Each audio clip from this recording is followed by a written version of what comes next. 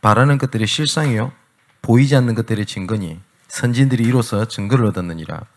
믿음으로 모든 세계가 하나님의 말씀으로 지어진 줄을 우리가 아나니 보이는 것은 나타난 것으로 말미암아 된 것이 아니니라 라고 되어 있습니다.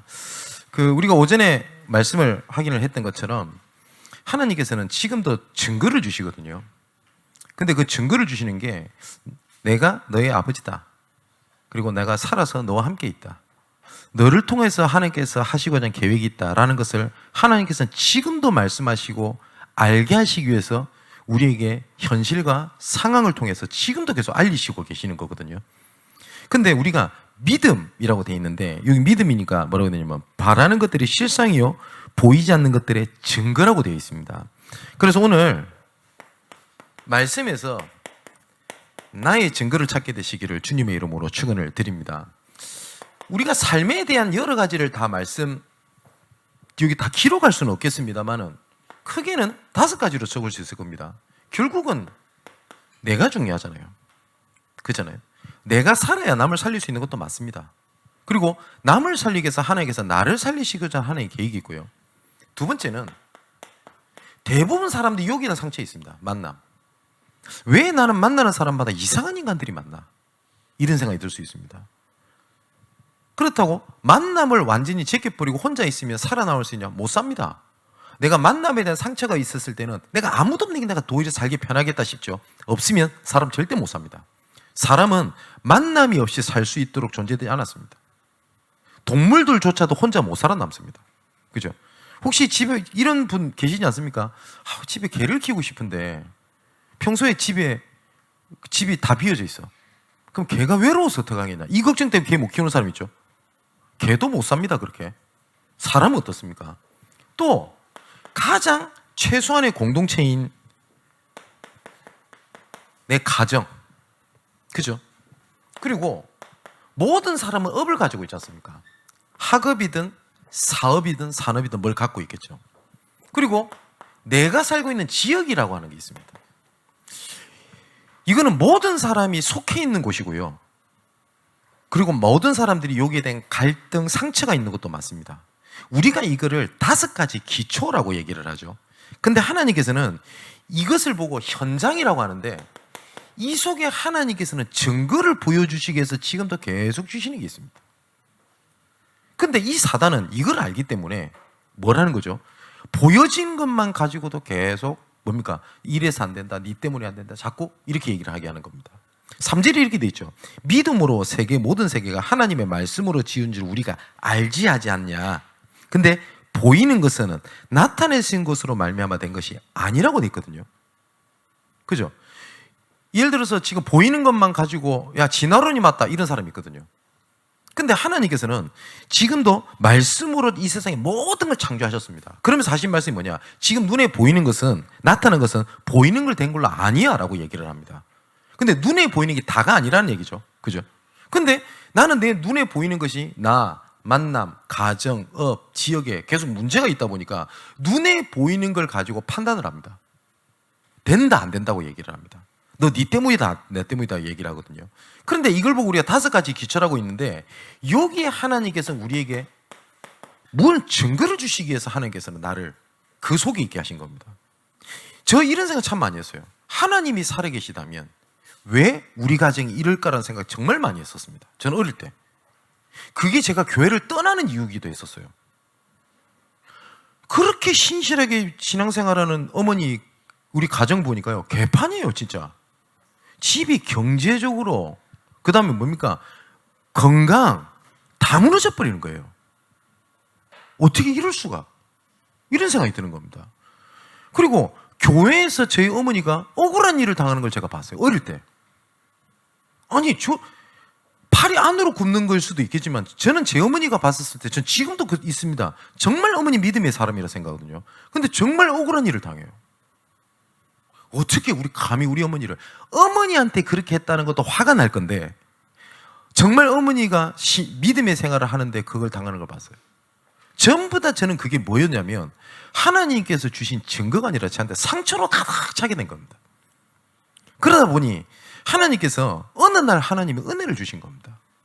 아, 교회가 이렇구나. 그래서 상처받았을 때는 아, 교회 이거 필요 없다 이거. 교회 다닐 이유가 없다가 아니라 하나님께서 원하시는 그거 복음에 대한 내용은 그거 아니지 않겠냐. 그럼 복음에 대해서 증거를 붙잡게 됐어요. 제가 말씀드렸죠. 저는 신앙생활을 하면서 부교육자 생활을 꽤 오래 했습니다. 제가 부교육자 생활을 20년 넘게 했으니까요. 그럼 그 가운데서도 정말 솔직히 이상한 목사님들도 봤어요. 정말 이상한 중직자도 봤어요.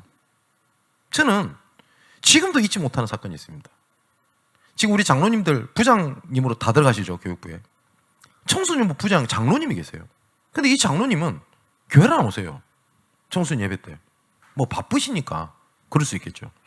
그럼 어떤 일을 진행을 할 때 부장의 역할은 뭐죠? 교역자를 도와서 렘넌트를 위하여 같이 함께 협력하는 게 역할 아닙니까? 이 장로님은 저한테 연락합니다. 이번에 무슨 사업 한다면서요. 사업 보고하세요, 저한테. 재정 보고하래요. 교육장이 저한테. 뭐지? 이상하게 되는 겁니다. 물론 틀린 거죠. 그러면 어떻게 해야 됩니까? 싸워야 됩니까? 아니죠. 그게 상처가 될 만할 거 아닙니까? 어떻게 장로가 이럴 수 있잖아요. 그 장로의 원하는 대로 싹 다 들어드렸어요. 전부 다 해드렸어요. 그러다 보니 제가 좀 수준이 없게 보였었던 것 같습니다. 근데 그게 그분의 와이프는 저는 그때 당시에 청소년 전도신학원 이런 데 강의를 다니지 않는데 이분은 강사였어요. 능력이 있으니까. 저는 그거에 대해서는 그건 아무것도 아닙니다. 그랬더니 신학원 다니는 애들은 자기가 책임져야 된다고 하면서 예배가 끝나고 나면 애들 따로 불러내요. 자기 애들 아닌 거예요. 신학원에. 제가 그거 봤다니까요. 그때 제 마음속에 들었던 하는 증거가 하나 있었습니다. 뭐냐면 복음을 위해서라면 교역자 위치도 내려놓을 수 있겠다. 쟤 살릴 수 있다면, 애들을 살릴 수 있다면, 교역자의 권위를 내려놓고 저 사람을 살릴 수 있다면 할 수 있겠다. 그 생각이 들었어요. 저한테는 오히려 증거였고 응답의 기회였지 어떻게 장로가 그러지 않았거든요. 시간이 한참 지났어요. 보니까 이분이 사업이 잘 안 되신 것 같아요. 어디서 만났냐? 미국 필라델피아에서 만난 겁니다. 그래서 저는 시간이 한참 지나고 목사가 돼서 그때 미국 지역에 그 렘넌트 문화 선교대회 크게 열었잖아요. 그때 1차 전체 순회 캠프를 제가 뛰었거든요. 그때 제가 공항에 갔더니 이분이 나오신 거예요. 그래서 오랜만에 만나, 장로님 권사님 반갑다고 이러고 있는데 저는 잊고 살았는데 상처가 아니고 잊고 살았을 거 아닙니까? 이분이 그제서 느끼셨나요? 목사님 그때 무리에게 했던 거 용서하시라고. 그래서 제가 이런 말씀을 드렸어요. 저는 그 상처를 붙잡고 있지 않다고. 그러니까 자기는 그렇게 자기한테 상처였대요. 목사님한테 그랬다고. 내가 당사자인 제가 상처가 아니니까 장로님 권사님도 그 상처를 갖지 마시라고. 괜찮다고. 보니까 그쪽 측에서 교회가 세워지면서 여러 가지를 많이 겪다 보니, 현장을 겪다 보니 그런 걸 많이 느끼셨나 봐요. 근데 만일에 제가 상처로 계속 있었다고 하면은 어떻겠습니까? 제가 양문교회에서 여러 가지 막 일어나는 일에 대해서 또 그게 또 뭡니까? 그 옛날에 있던 그 생각 나가지고 또 그러지 않겠습니까? 하나님께서는 우리에게 증거를 주시기 위하여 현장을 예비하셨지. 너가 잘못돼서 안 되는 거야. 너가 못 붙잡아서 안 되는 대가를 치르기 위해서 하나님께서 현장에 상황을 주신 게 아니라는 겁니다. 그러면 나의 증거를 지금부터 말씀으로 어떻게 찾겠냐? 첫 번째입니다. 나의 증거를 붙잡는 나의 첫 번째 조건은 실제를 보는 겁니다. 1절에 보니까 이래 되죠. 믿음은 바라는 것들의 실상이요 라고 되어 있거든요. 사실을 보는 겁니다. 영적인 사실을 보는 눈입니다. 거의 대부분이 나의 증거를 못 붙잡는 이유가 뭐냐면 문제를 보는 눈이 틀려 있어요. 처음부터. 문제가 아닌 것을 나는 문제로 붙잡고 있습니다. 그러니까 답이 없어요. 여러분, 시험을 치잖아요. 문제를 잘못 보면요, 답이 없어요. 그죠? 문제가 뭘 말하는지 모르면 답이 없다니까요. 제가 공부를 못할 때, 뭐 잘할 때가 있었냐라고 물어보면은, 뭐 제가 더 이상 얘기를 하지 않겠습니다만은, 내가 문제를 봤었을 때, 까만 건 글씨고 흰 건 종이라. 그럼 답 안 보입니다. 또 반대로, 문제를 잘못 읽고 있어요. 그 문제에서는 아닌 것은 이라고 분명히 써 있는데 맞는 것은 이라고 나는 이해하고 있어요. 답 없어요. 우리가 거의 대부분 문제를 그렇게 보고 있지 않습니까? 그죠? 내가 근데 진짜 문제라면 그게 답이 있어야 돼. 맞아요. 하나님 보실 때도 요 문제에 대한 답을 예비해 놓고 있다면 문제를 올바르게 보면 답이 있어요. 근데 문제가 아닌 것을 문제로 붙잡고 있으니까 거의 대부분 답이 아닌 겁니다. 그죠? 제가 우리 청년들한테도 그 얘기 종종 하지 않습니까? 내가 이 사건이 어떻게 일어나냐, 눈에 보이는 것으로 이루어진 게 아니라고 돼 있죠. 그러면 제가 그 질문을 되게 많이 합니다. 제가 우리 교회 청년들한테도 그렇게 얘기한 거 있거든요. 어느 날 내가 누구를 만났어요. 그러면 성령인도 받는 방법이기도 합니다. 이 사람이 하나님께서 만나 짝지어준 사람이 맞을까요, 아닐까요?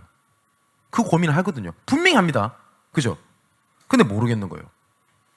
그냥 좋을 때는 맞는 것 같아. 너무 좋을 때는. 일명 콩깍지 씌었을 때. 근데 콩깍지가 하나씩 벗어지기 시작하면 성질 더러웠던 거지 카리스마가 아니었구나. 이런 것들이 보이기 시작하거든요. 그러면 또 내 기분에 따라서 하나님께서 예비한 사람이 아닌가 봐. 이런 식으로 나와요. 그게 판단 기준입니까? 아니잖아요. 그러면 제가 꼭 그 얘기를 물어봐요. 내가 어떤 흐름 속에서 상태에서 만났냐가 중요하지 이 사람이 맞냐 아니냐가 중요하지 않다고요. 그죠? 내가 너무 외로워. 이제 교인 정리계가 됐어. 또 이런 사람도 봤습니다. 집이 너무 싫어. 집을 합법적으로 나올 수 있는 방법이 결혼이거든.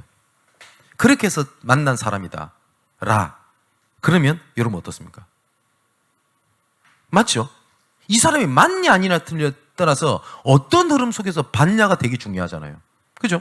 물이 반컵밖에 없어요. 그러면 물이 반컵밖에 없는 겁니까? 반컵씩이나 있는 겁니까? 이건 생각을 바꾸면 된다라고 얘기할 수 있지만 그거보다 더 정확한 게 뭔지 알아요? 내가 목마른 상태에서 그걸 봤으면 물 반컵밖에 없는 거고요.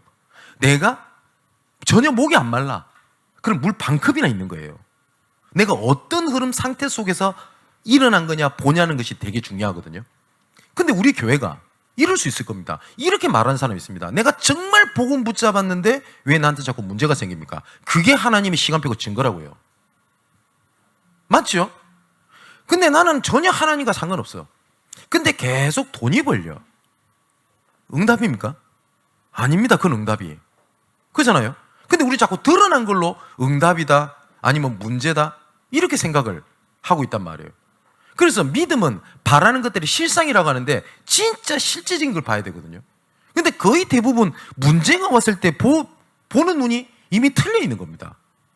근데 진짜 문제를 잘 보면 뭐가 보이냐면 이게 보인다니까요. 왜 나는 외롭냐가 중요한 게 아닙니다. 이 외로움이 올 수밖에 없는 시스템을 갖추고 있어요. 그러면 그 외로움을 해결할 사람이 나타나거나 어떤 일이 생기잖아요. 순간은 딱 괜찮아요. 또 외롭습니다. 그러면 근본적인 건 영적 상태를 찾아야 되거든요. 그러면 하나님께서는 여러 가지 일어나는 문제 이걸 통해서 뭘 바꾸시기 원하시는 거죠? 이 근본을 바꾸시기 원하시기 위하여 하나님께서는 일을 진행하고 계시는 과정입니다. 근데 이걸 못 보면 뭡니까? 나는 고난을 당하고 있는 거예요. 나는 어려움을 당하고 있는 거예요. 그죠? 이 시스템이라고 하는 것은 갇혀져 있기 때문에 그런 결과가 나올 수밖에 없어요. 휴대폰을 이렇게 만지면 어떤 결과가 나오죠. 그렇게 하면 되도록 시스템화되어 있기 때문에 휴대폰이 그런 작업을 하는 겁니다. 그런 시스템이 없으면 그런 결과가 나오지 않습니다. 여러분 혹시 휴대폰이 하늘을 날아다니는 기능이 있습니까? 딱 던졌더니 내 휴대폰이 막 날아다닌다. 열심히 하면 날 수 있나요? 못 날아요. 휴대폰은 그런 시스템화가 돼 있잖아요. 맞죠? 그런데 우리가 똑같아요. 나는 그런 시스템화가 돼 있지 않은데 왜 안 되냐면서 던지고 있는 것과 똑같아요. 또 반대로 내가 지금 시스템이 구름텅이로 계속 들어갈 수밖에 없는 상태에 있는데 왜 나는 자꾸 구름텅이로 들어가지? 이러고 있다고요. 그러면 이 모든 걸 통해서 하나님께서는 이걸 바꾸기 원하시는 겁니다. 이스라엘 백성들을 하나님께 광야에서 끌고 나와서 왜 38년 동안 개고생을 시킵니까? 하나님이. 우리 사람 입장에서 보면 이렇게 설명할 수 있습니다. 이스라엘이 언약 못 붙잡았잖아. 불신앙했잖아. 잘못했잖아. 그러니까 노예에 빠졌지. 맞아요. 하나님 입장에서 봤었을 때는 가나안 땅에 들어가서 해야 될 일에 대한 시스템을 바꾸는 작업이었어요. 응답이었어요. 맞죠? 우리가 신앙생활을 할 때 힘든 기간을 겪을 때 많은 사람들이 이 얘기를 합니다. 광야 생활을 걷고 있다고. 그건 내 기준이에요. 하나님 입장에서는요, 그때 구약 성경의 모든 유대인들의 율법, 절기, 시스템, 모든 것을 준비했던 기간이 그 38년이라는 광야 시절이었습니다. 시스템을 바꾸는 하나님의 작업이었다고요. 근데 이것을 뭐죠? 보는 눈이 다르니까 고난받았고 힘들었고 이러고 있는 겁니다. 그죠? 그래서 이스라엘 백성들이 지나갔던 과거를 딱 그렇게 보고 있으니까 예수님을 만날 때 했을 때 얘기 아닙니까? 요한복음 6장에 제가 자주 언급하는 구절이잖아요. 너희들은 나를 따라오는 것은 나를 보고 믿는 표정에 다른 걸 보고 따라왔지 않냐라고 딱 얘기합니다. 그랬더니 이스라엘 백성들이 딱 뭐라고 얘기를 하죠? 우리 손조들도 모세 지도자를 따라다니면서 만나와 메추라기를 먹었지 않습니까? 그렇게 딱 대답을 해요. 만나와 메추라기를 먹이기 위해서 하나님이 끌고 간 게 아니지요. 근데 이스라엘은 딱 그렇게 알고 있어요. 그게 딱 시스템화되어 있으니까 이 시대의 선지자 이 시대에 누가 왔네? 이분 따라다니면 내가 먹고 살겠구나. 그러고 쫓아다니는 거예요. 쫓아다녔는데 복음이 뭔지를 몰라요. 똑같습니다. 내가 복음 안에 있고 복음이 계속 선포되는 자리에 있는데 시스템이 잘못되어 있는데요. 그럼 여러 가지 갈등이 올 겁니다. 그건 갈등이 아닙니다. 시스템을 바꾸는 하나님의 응답입니다. 그게 믿음입니다. 자, 이 시스템을 조금만 바꾸는 시작을 하게 됐더니 이제부터 뭐가 보이게 되냐? 이때부터 하나님의 계획이 보여요. 하나님의 계획이. 저는 상처가 되게 많았던 사람이라고 얘기 안 합니까? 그러다 보니 저는 항상 자존감이 낮아요. 저 자존감 되게 낮습니다. 그러면 제가 복음 안에서 자존감이 높아져서 자신감이 넘치고 그런 사람이냐? 아니요, 전 지금도 자존감이 낮아요. 누가 목사님, 저를 칭찬하잖아요. 그러면 이렇게 되는 게 아니라 에이, 잘못 봤겠지. 여러분 주위에 이런 사람 많을걸요. 누가 좀 칭찬하면요, 에이 뭐해, 그잖아요. 이런 얘기를 계속 하게 들게 되면 상대방이 저 사람이 겸손하구나 느낍니까? 저 사람 칭찬도 받지 못하고 자존감이 낮구나 느낍니까? 느끼시죠? 제가 그런 사람이라고요. 그럼 복음을 알았더니 자신감이 넘쳐졌냐? 아니요, 전혀요. 그런데 이런 나를 통해서 하나님께서 하시고자 하는 계획이 있다는 것을 알게 되니까 지나갔던 과거가 나를 무너뜨리는 상처로 있지 않고 그게 증거가 돼 있습니다. 저는 그걸 많이 봤어요. 제가 오전에도 말씀드렸듯이 현장에 저만 옳다 이런 얘기 절대 아닙니다. 저는 그런 교만한 얘기 하는 게 아닙니다. 진짜 저는 복음 전하는 사람 못 봤어요. 정말로요. 교역자들이 안 그런 걸 제가 봤어요. 그때 그 붙잡았던 증거 하나 있습니다. 나는 그건 할 수 있겠더라고요. 저는 행정력 능력도 없고요. 설교를 잘하는 사람도 아니에요. 어떤 분은 언변술이 뛰어나가지고 말 한마디에 그냥 막 사람 말 울고 웃기고 한다는데 저는 그럴 수 있는 언변술도 없어요. 근데 하나는 할 수 있겠대요. 무조건 현장 가 있는 겁니다. 그게 하나님이 저에게 주신 증거가 됐어요. 그렇잖아요. 제 주변에 이상한 목사님들 만났다니까요. 제가 말씀드렸죠. 어떤 선교사님 구원을 끊어서 선교사님이 어렵게 당한 걸 봤어요. 근데 그걸 보면서 전혀 애통해하는 것이 중직자들도 없대요. 지금 당장 교회가 어려우니까 그럴 수 있다고 생각이 드는 거예요. 뭔가 싶은 거예요. 그때 주셨다 하나님 증거입니다. 내가 선교사님을 돌릴 때가 되면 그때는 무조건 돕는다. 우리 장로님들 아시죠? 제가 선교비를 어떻게 하라고 말씀드렸는지. 그게 상처가 되지 않았어요. 어쩔 때는 저 본의 아니게 억울한 일을 당해가지고 다른 현장으로 가게 된 게 있어요. 나는 전혀 그런 게 아닌데 갈 수밖에 없었던 거예요. 근데 거기에 내가 보지 못했던 응답들이 있어요. 그럼 어떤 생각이 드냐? 문제가 안 생겨서 뭐 어쩔 뻔했지? 그거잖아요. 그러면 내가 올바르게 지금 있는 것을 어떻게 알 수 있냐? 네 번째입니다. 내가 어떤 흐름 속에 있냐는 겁니다. 어떤 흐름 속에. 그러면 여기서 뭐가 나오냐? 하나님의 방법이 나와요. 하나님의 방법이. 이걸 조금 알면 내 삶 속에 일어났던 모든 일들이 있죠. 이 모든 것들이 하나님의 방법이라는 사실을 알게 돼요. 심지어 이게 내 상처잖아요. 그 상처도 하나님의 방법인 거예요. 상처가. 저는 교회가 무너지는 걸 봐도 안 합니까? 저는 제 인생에 교회가 직접 무너지는 걸 목격한 게 3번입니다. 제가 어릴 때. 그 다음에 제가 섬겼던 교회. 그런 것들을 봅니다. 그러면 여러 가지를 보잖아요. 그러면 제가 2가지가 생길걸요. 아유, 교회가 아니면 비난을 하거나 아니면 상처가 될 겁니다. 근데 그게 하나님이 저에게 주신 메시지고 그게 증거입니다. 불신자들도 그래, 이 가난이 나를 무너뜨릴 수 없어. 심지어 이렇게 합니다. 저 나 비웃는 거 저거 틀린 거지만 저 비웃는 저 사람 위해서 절대 그렇지 않다는 걸 내가 증거를 보이겠다 하고 도전해 버립니다. 근데 하나님의 자녀가 현실에 묶여가지고 상처받고 도망을 갑니까? 아니잖아요. 거의 대부분 실상을, 현장을 잘못 보고 있어요. 2번째 조건입니다. 11장 2절에 이렇게 되어 있죠. 선진들이 이로써 증거를 얻었다라고 되어 있지 않습니까? 성경에 나오는 증거가요, 하나님께서 성경이 증거가 쓰여 있잖아요. 요셉과 함께 하셨다 하나님, 모세와 함께 하셨다 하나님, 사무엘과 다윗과 함께 하셨다 하나님, 이렇게 기록되어 있잖아요. 이것이 나의 것이 될 때, 그때부터 하나님의 역사가 시작이 됩니다. 자, 창세기 3장 15절에 하나님은 언약을 주셨습니다. 여자의 후손이 뱀의 머리를 상하게 할 것이다. 맞죠? 이거를 증거를 붙잡은 4사람이 있습니다. 아브라함, 이삭, 야곱, 요셉입니다. 이 사람들을 통해서 하나님께서는 진짜 성경에서 약속하신 대로 증거를 이어가셨습니다. 창세기 3장 15절의 언약을 직접 들었던 것도 아닙니다. 아브라함도 한참 시간이 걸립니다. 근데 그걸 전달해드려요. 하나님께서 주신 증거가 나의 증거가 될 때, 출애굽기 3장 18절에 하나님께서 말씀을 주십니다.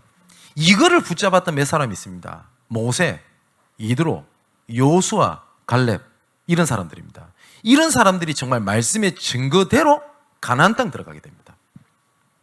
또 하나님께서 가장 절대 불가능한 시기에 또 말씀을 주십니다. 이사야 7장 14절에 보라, 처녀가 잉타의 아들을 낳을 것이요 그름을 임마누엘이라 하리라. 그래서 이 말씀을 붙잡은 선지자들을 통해서 하나님께서는 성전을 회복하게 나가십니다. 예수님께서 드디어 오셨습니다. 주는 그리스도시요 살아계신 하나님의 아들이십니다. 이 언약을 붙잡고 초대교회가 모이기를 시작을 합니다. 근데 이 초대교회가 상황 현실이 됩니까? 왜냐? 내 자신도 지금 의식주 문제도 해결 못할 만큼 상황이 급박해요. 그잖아요. 우선은 내 문제 해결해 놓고 예수님께서 원하시는, 말씀하셨던 땅끝까지라는 걸 봐야 되겠다라고 이스라엘 백성들을 붙잡지 않았습니다. 분명히 예수님께서 이렇게 말씀하셨습니다. 그래, 예수님 다 알겠는데요. 다 알겠는데, 예, 아멘입니다. 다 아멘이에요. 세계복음화, 예, 하겠죠. 아멘. 네, 그거 모릅니까? 아멘. 그런데 우리 예루살렘 회복해 줄 때가 언제예요? 이렇게 묻는 거예요. 우리가 신앙생활 이렇게 하고 있잖아요.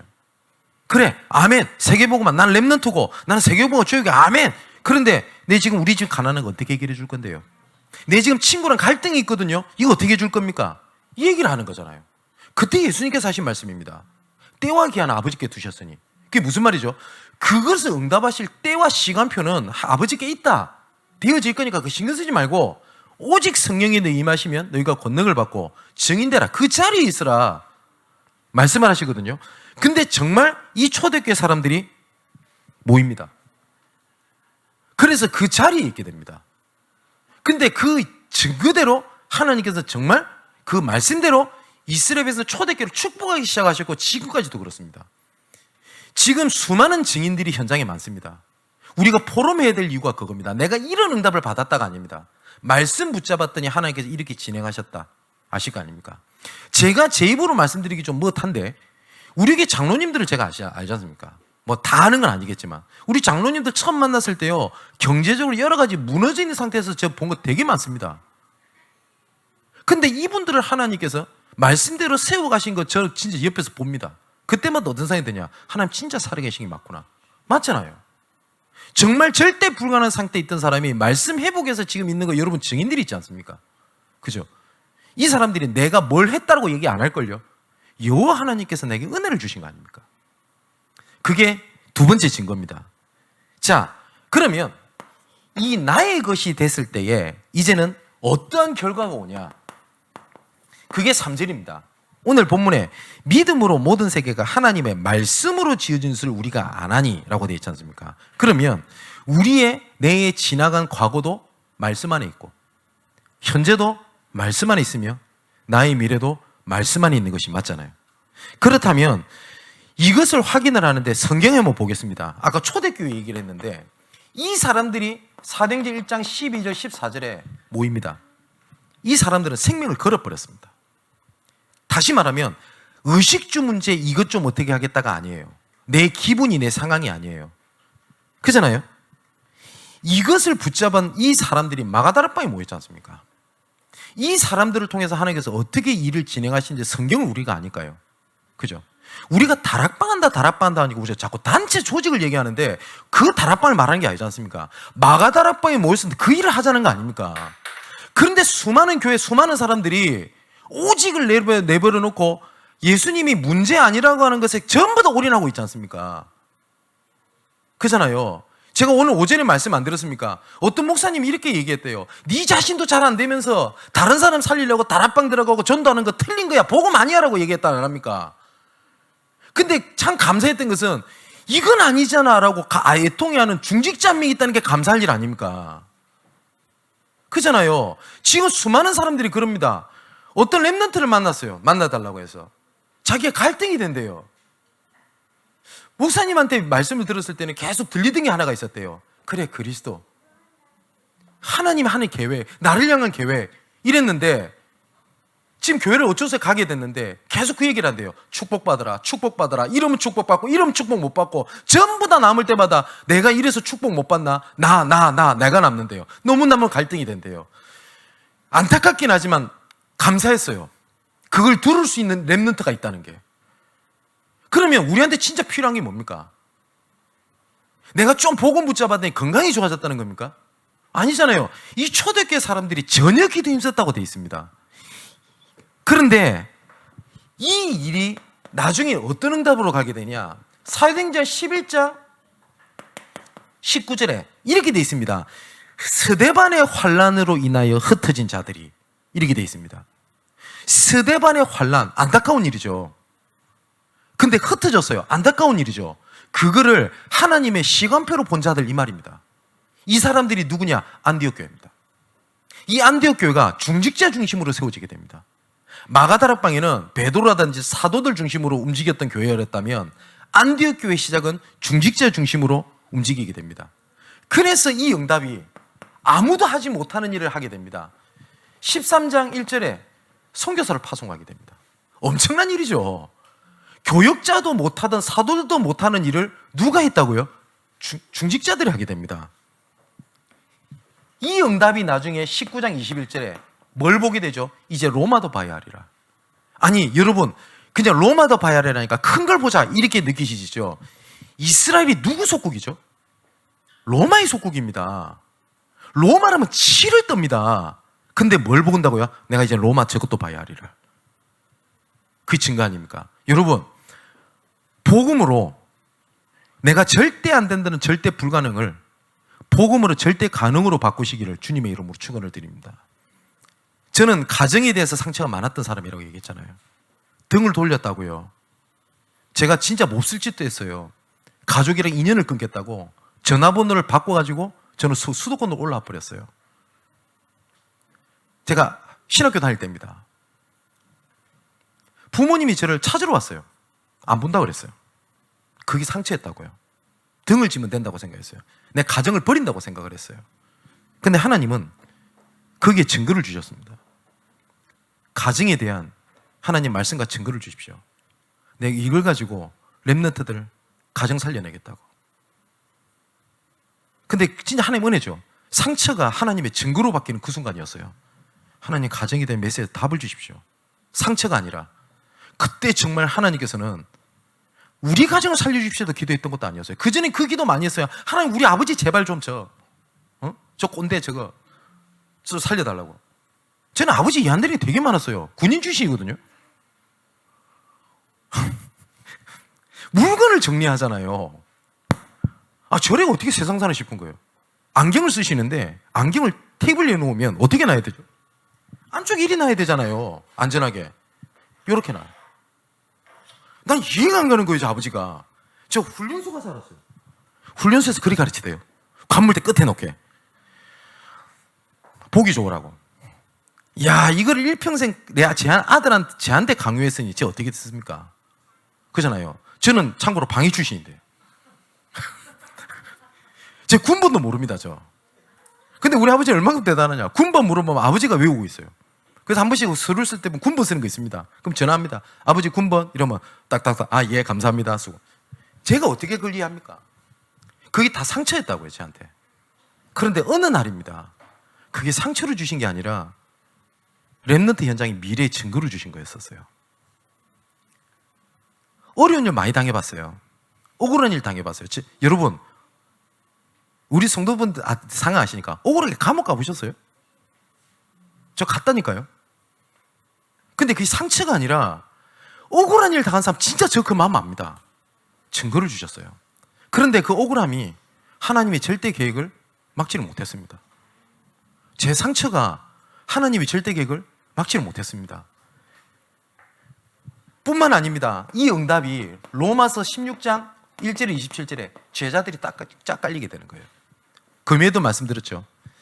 열매가 없을 수 있습니다. 여러분의 헌신이. 그런데 응답은 반드시 옵니다. 업적을 남길 수 없을 수 있습니다. 하지만 제자는 남습니다. 그죠? 혹시 내가 바라는 응답이 없을 수 있습니다. 그러나 여러분들의 후대는 반드시 그 열매를 보게 됩니다. 마지막 결론입니다. 여기 보면 안디옥 교회가 세워지는 게 나오죠. 성경의 가장 모델적인 교회라고 얘기를 하면 안디옥 교회입니다. 그래서 이 안디옥 교회가 어떠한 좀 증거를 잡았냐? 교회는 우리가 교회가 받아야 될 중요한 기본 기준이기도 하죠. 교회가 중직자 중심이었습니다. 교육자 중심이 아니고. 그래서 내년에 각 기관들마다 조금 시스템을 바꾸려고 하는 것 중에 하나가 뭐냐면, 예전에는 교역자가 결정하는 대로 따라가고 하는 수동적이었다면 지금은 중직자들과 함께 하나님의 인도를 받아서 결정을 해서 저한테 얘기해 주십시오. 저는 그냥 배경이 되고 필요한 부분을 협력하겠습니다. 두 번째는 이 사람들이 환난으로 인하여 흩어졌던 사람들입니다. 이 사람들한테는 분명히 그게 잡혔을 겁니다. 그 이후에 환난이 계속 안디옥에 왔을 거예요. 분명히 핍박 시대니까. 그걸 뭘 전부 다 봤냐? 시간표로 봤어요. 이 사람들은 뭘 갖고 있었다는 거죠? 문제 아니라는 걸 갖고 있었어요. 갈등, 환난, 핍박, 위기, 문제 아니다라는 건 정확한 답을 갖고 있었던 교회였습니다. 내년에 우리가 잡아야 될 응답이기도 하고 내년에 우리가 받을 훈련이기도 합니다. 첫 번째, 문제 삼지 마라. 문제 안 삼으려면 두 번째 해야 될 일이 있어요. 내가 맡겨야 돼요, 하나님 앞에. 맞죠? 정말 내년에는 문제가 아니라 하나님의 시간표인 것을 보게 되는 응답이 있게 되기를 주님의 이름으로 축원을 드립니다. 이 응답이 나중에는 결국은 선교로 연결이 됩니다. 맞죠? 그리고 이 일을 위하여 하나님께서는 빛의 경제를 회복하시는 장면들이 나옵니다. 이 안디옥 교회가 이런 환난 가운데 세워졌는데, 우린 사도행전 11절 하반부에 보면 예루살렘 교회를 돕는 장면이 나옵니다. 그죠? 그것처럼 우리 교회가 받아야 될 응답의 방향이기도 합니다. 내년에는 좀 더 중직자 중심으로 인도받을 수 있도록 우리 성도님들 함께 기도해 주시고 동참해 주시고 하셔야 되겠습니다. 두 번째는 문제 올 겁니다. 제가 정복의 시련이라고 하는 단어를 처음에 얘기를 하면서도 분명히 제가 말씀드렸던 기억납니다. 실현시키려면 분명히 사단도 발악하라고 문제를 일으킬 거라고. 근데 그 문제가 실현하시는 하나님의 기회라고 말씀드렸잖아요. 똑같이 문제 올 겁니다. 이 모든 것을 응답의 시간표를 보는 눈이 열리기를 바라고요. 선교 시대를 좀 더 열고 전도동 시대를 여는 응답의 발판이 되게 될 겁니다. 그리고 이 모든 일에 기본적인 발판이 될 수 있는 우리 산업인들, 진짜 경제 축복받는 한 해가 되기를 주님의 이름으로 축원을 드립니다. 기도하겠습니다. 말씀을 통해서 주신 증거가 나의 증거가 되며 나의 결과가 되기를 소망합니다. 말씀에서 무엇이라 말씀하셨는지 듣고 기다리며 찾아 나의 것으로 삼는 은혜가 있게 하여 주시옵소서. 지금 시간표에 내 현실과 상황에 정확하게 맞는 말씀을 주신 줄 믿습니다. 말씀과 현실이 맞지 않다고 느끼는 불신앙이 무너지게 하시고 이 시간 문제와 응답과 계획을 보는 영안이 열려지게 하여 주옵소서. 살아계신 예수 그리스도 이름으로 기도하옵나이다. 아멘.